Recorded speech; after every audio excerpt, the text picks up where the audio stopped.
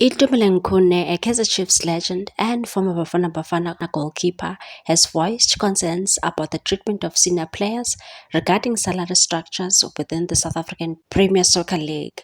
Khune, who's 37, noted that PSL clubs tend to reduce salaries for players as they age, a trend he sees as problematic for senior professionals.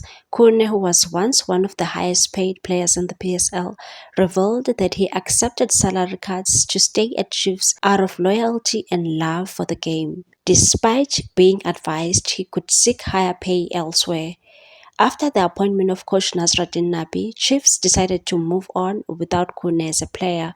Although he's currently a free agent and exploring new opportunities, he has also ventured into business by becoming a shareholder in the betting company TopBet. Chiefs have reportedly offered him an ambassadorial role, but Khune seems dissatisfied with the position, as it doesn't align with his desire to continue playing.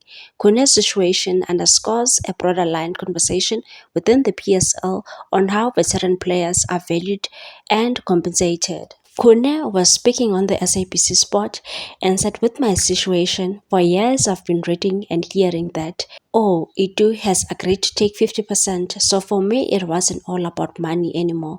It was about playing football and making people happy like I've been doing. Hence, I've taken those salary cuts. I asked the club, it's not about the money anymore. It's about the love of the game, but there was nothing I could have done because the club gave me the respect and said you can go wherever you wanna go if you wanna continue playing." He continued and said, "I didn't see myself representing any other team in South Africa apart from Kaizer Chiefs, which I've played for my entire career, so I didn't see myself wearing another jersey." Please like, comment, share, and subscribe for more sports news.